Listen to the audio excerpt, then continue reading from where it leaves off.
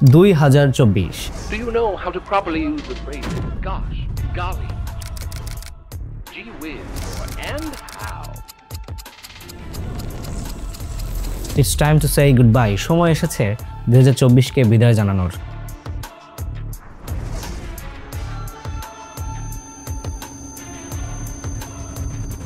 আবারও নতুন একটা বছর শুরু হবে, নতুন করে স্বপ্ন দেখব আমরা। একটা কথা বলি, প্রত্যেক বছর ডিসেম্বর মাসে না আমি সবসময় একটা কথাই ভাবি, আগামী বছরে নতুন কিছু হবে, কিছু একটা করে ফেলবো। কিন্তু বছরের পর বছর যায়, কোনো বছরই আলাদা হয় না।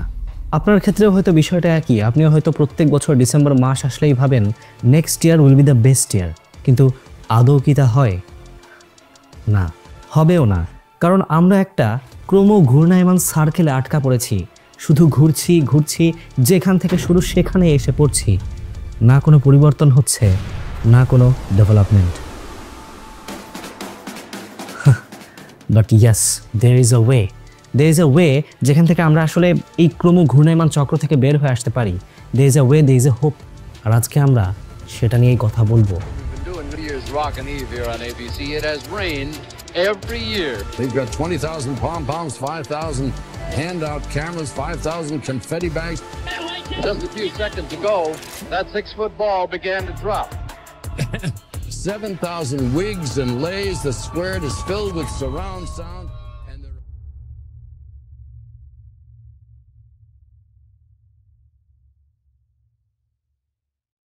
আজকের ভিডিওতে আমি যা যা বলবো তার কোনোটাই আমার মন গড়া কথা না।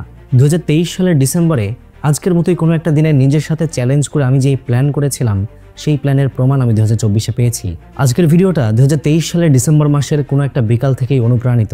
আপনাদেরকে ছোট্ট একটা গল্প বলি। আমাদের ইউটিউব চ্যানেলে প্রথম 1000 সাবস্ক্রাইবার হতে সময় লেগেছিল 4.5 বছর। এই 4.5 বছরে বহুবার মাথায় এসেছে লেটস কুইট, হবে না, সম্ভব না। কিন্তু কোনো একটা কারণে আসলে থামা হয়নি। এরপর 1000 থেকে 5000, 5000 থেকে এখন 3,20,000 প্লাস। কিন্তু আপনি কি জানেন 2023 সালের ডিসেম্বর মাসে আমাদের ইউটিউব চ্যানেলের সাবস্ক্রাইবার সংখ্যা কত ছিল? মাত্র 7,000। হ্যাঁ, মাত্র 7,000 সাবস্ক্রাইবার ছিল আমাদের চ্যানেলে। আর তার মানে বাকি 3,15,000 সাবস্ক্রাইবার আমাদের সাথে যুক্ত হয়েছে মাত্র 1 বছরে। ফেসবুকের ক্ষেত্রেও তাই। আমাদের ফেসবুক পেজে 2023 সালের ডিসেম্বরে ফলোয়ার সংখ্যা ছিল 2 লাখের মতো, আর এখন 9 লাখ। কিন্তু কিভাবে? মানে ওই দিন আমি 2023 সালের ডিসেম্বর মাসে আসলে কি প্ল্যান করেছিলাম? What's the secret? Okay, there is no secret. সব কিছু আসলে সঠিক প্ল্যানিং আর এক্সিকিউশনের উপর ডিপেন্ড করে। আর এই বছর আমি শুধু আমার কাজ বা কন্টেন্ট ক্রিয়েশন নিয়ে প্ল্যানিং করছি না, বরং আমার এই বছরের নিউ ইয়ার রেজলিউশন 5 ধাপে বিভক্ত, যার মাঝে সবচেয়ে গুরুত্বপূর্ণ ধাপ নাম্বার 5। এবং আমি চাই এই রেজলিউশনগুলো শুধুমাত্র আমি একা না, আমাদের সাথে যুক্ত হওয়া আপনারা প্রত্যেকে ব্যবহার করুন। আমরা সবাই মিলে একসাথে সেই ক্রম ঘূর্ণায়মান চাকতিকে, চক্করকে, সার্কেলকে ভেঙে ফেলি। Let's straight get into the video. ধাপ নাম্বার 1, মানি ম্যানেজমেন্ট, অথবা খুব সহজভাবে বললে সেভিং মানি। আমি মনে করি টাকা কিভাবে সেভ করতে হয় এটা আমাদের মডার্ন দুনিয়ার সবচেয়ে ইম্পর্ট্যান্ট শিক্ষা হওয়ার প্রয়োজন ছিল। ক্লাসরুম থেকে শুরু করে টেক্সট বুক পর্যন্ত টাকা বাঁচানোর উপায়ে শিক্ষিত করা উচিত ছিল বাচ্চাদের, তাও আবার একেবারে কিন্ডারগার্টেন থেকেই। কিন্তু আলটিমেটলি সেটা হয়নি। খুব স্বাভাবিকভাবেই আমিও শিখিনি কিভাবে আসলে টাকা সেভ করতে হয়। এবং এই সমস্যাটা কিন্তু আমার একার বা ব্যক্তিগত না। ডেভেলপিং অথবা মিডল ইনকাম দেশগুলোর 75% মানুষের কোনো সেভিংস অ্যাকাউন্টই নেই, যদিও এটা আজ থেকে বেশ আগের রিপোর্টে নিবে।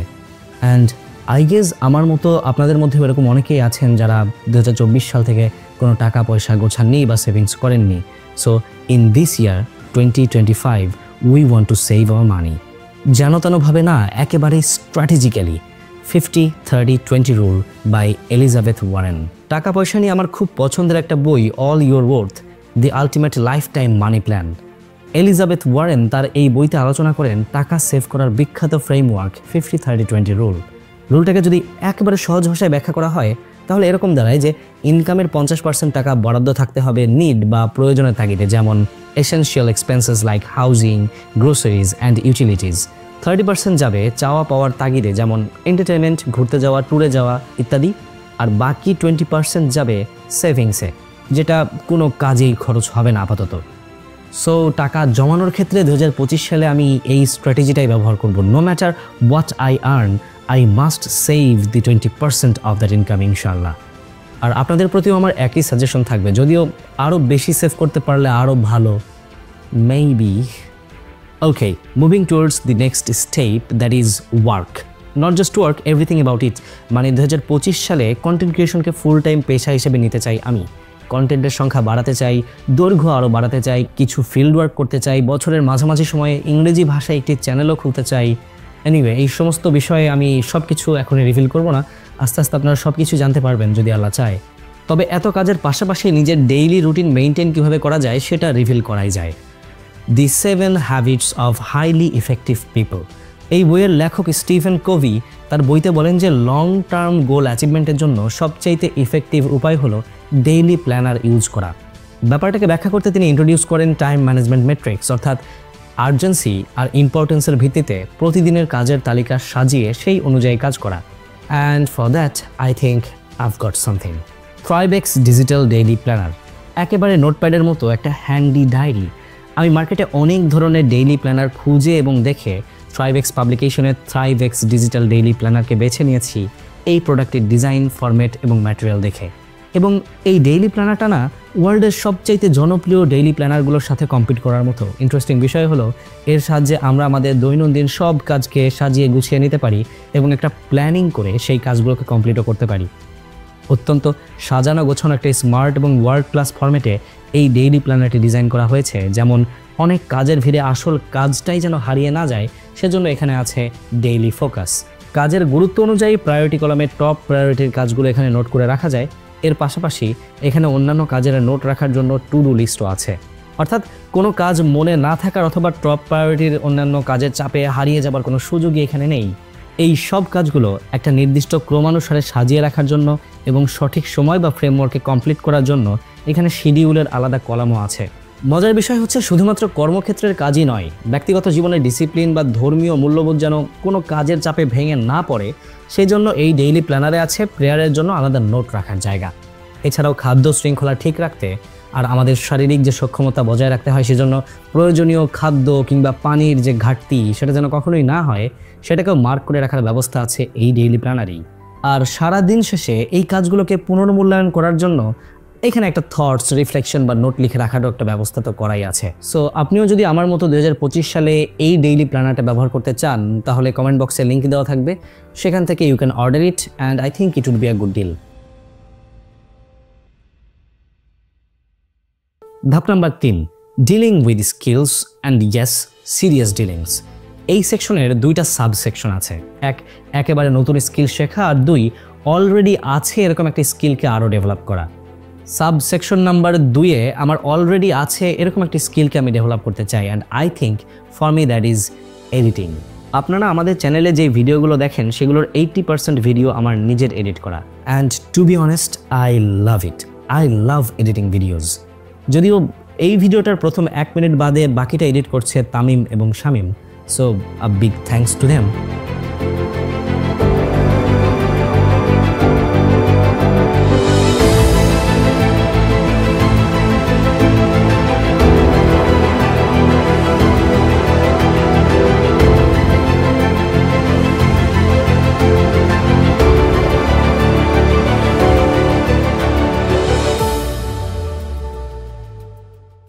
বাট আমি যখন সারা রাত জেগে ভিডিও এডিটিং করি আমার কাছে মনে হয় আমি যেন কোনো ভিডিও গেমস খেলছি। I feel sleepy, I feel tired, my shoulder aches, but I love this work. আমার কাছে এডিটিং একটা আর্ট, একটা শিল্প, আর 2025-এ এই শিল্পের শিল্পী হতে চাই আমি। এই স্কিলটাকে আরও অনেক বেশি ফাইন টিউন করতে চাই, আর তার সাথে যেই নতুন স্কিলটা আমি শিখতে চাই সেটা হলো নতুন একটা ভাষা শেখা। I mean language skill. Modern দুনিয়া যেভাবে আগাচ্ছে আমাদের প্রত্যেকেরই কয়েকটা ভাষায় দক্ষ হওয়ার চেষ্টা করা উচিত। আমি নতুন করে যেই ভাষাটা শিখতে চাই সেটা হলো ফ্রেঞ্চ। আপনারাও চাইলে আপনাদের মতো করে যে কোনো একটা নতুন ভাষা শিখতে পারেন and I think it would be a great help for you. আর তাছাড়াও আপনি নিজে 2025-এ কোন স্কিলটা শিখতে চান অথবা ডেভেলপ করতে চান সেটা এখনই ডিসাইড করে ফেলুন, চাইলে কমেন্ট বক্সে জানাতেও পারেন। এনিওয়ে, কোন স্কিলটা আপনার শেখা উচিত সেটা আইডেন্টিফাই করার একটা ওয়ে আছে বা একটা প্রসেস আছে। দি আর্ট অফ এক্সেপশনাল লিভিং বইয়ের লেখক জিম রন থেকে অনুপ্রাণিত হয়ে আমি একটা মডেল আপনাদের সামনে তুলে ধরছি। কোন স্কিলটা আপনার জন্য সবচাইতে জরুরি সেটা খুঁজে বের করতে 3 ভাগে ভাগ করতে হবে ছক। প্রথম ভাগ হলো ক্যারিয়ার অ্যাডভান্সমেন্ট, অর্থাৎ সবার শুরুতেই ডিসাইড করতে হবে আপনি বর্তমানে যেই কাজ করছেন সেটাতেই আরও ভালোভাবে করতে চান নাকি কাজই পরিবর্তন করে ফেলতে চান। দ্বিতীয় ভাগ হলো পার্সোনাল গ্রোথ, অর্থাৎ আপনি যেই কাজ করছেন অথবা করতে চাচ্ছেন সেটাকে আপনার নিড বা প্রয়োজন নাকি প্যাশন। আর সবশেষে 3 নম্বর ছক হলো ইনক্রিজড আর্নিং পটেনশিয়াল, যার মানে আপনার কাজ আপনাকে আরও বেশি আর্নিং এনে দিতে পারবে কিনা। আর এই 3 ধাপে হিসাব নিকাশ কষে আমার জন্য যেটা দাঁড়ায় সেটা হচ্ছে ডেভেলপিং মাই এডিটিং স্কিল। এবার আমাকে বলুন তো আমি আসলে ফ্রেঞ্চ ভাষা কেন শিখতে চাইলাম। Moving to step number 4, physical fitness. আপনারা হয়তো খেয়াল করেছেন 2024-এর শেষ দিকে এসে আমার ওজন ড্রাস্টিক্যালি বেড়ে গেছে। আমি এরকম ছিলাম না। ক্যাডেট কলেজে পড়া অবস্থায় আমি ফিজিক্যালি অনেক বেশি ফিট ছিলাম। ইউনিভার্সিটিতে পড়াকালীনও আমার খুব বেশি ওজন ছিল না। বাট নাও সি, এবং এইটা শুধু আমার একার ক্ষেত্রে না।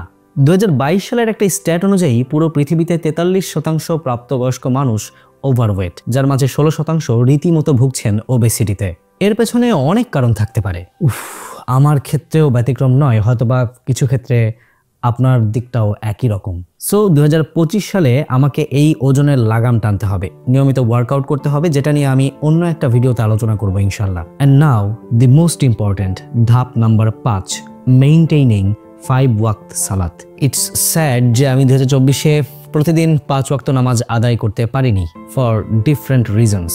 কোনো সময় কাজের চাপে, কোনো সময় হেলায় ফেলায়, যে কারণেই হোক আই মিসড ইট। বাট 2025-এ আমার সবচেয়ে বড় রেজলিউশন হলো প্রতিদিন 5 ওয়াক্ত নামাজ আদায় করা, কোনো ওয়াক্ত কাজা না করে। সবচেয়ে ভালো হয় যদি আমি জামাতের সাথে মসজিদে গিয়ে নামাজ আদায় করতে পারি, বাট আই থিঙ্ক আমি শুরুতেই সেটা হয়তোবা পারবো না। প্রত্যেকটা অভ্যাসের একটা নির্দিষ্ট সময় আছে, একটা নির্দিষ্ট সময় প্রয়োজন হয় একটা অভ্যাস গড়ে তোলার জন্য। And maybe I will take time, এবং আমি এই জামাতে নামাজ পড়ার অভ্যাসটাও গড়ে তুলতে চাই। আর তাছাড়া যে বাজে অভ্যাসগুলো বা সাধারণত যে অভ্যাসগুলো খারাপ, সেগুলো থেকেও বের হয়ে আসা উচিত, এবং আমি আপনাকেও একই ধরনের সাজেশন দিতে চাই। ধাপ 1 থেকে ধাপ 5 পর্যন্ত আমার যেই নিউ ইয়ার রেজলিউশন, সেটা দেখে যতটা সহজ মনে হচ্ছে, বাস্তবে কিন্তু তার চেয়েও কঠিন। আর তাছাড়াও আপনার নিজের একেবারে ব্যক্তিগত যদি কোনো নিউ ইয়ার রেজলিউশন থাকে, সেটাও কমেন্ট বক্সে জানাতে ভুলবেন না। আজকের মতো এখানেই, আল্লাহ হাফেজ।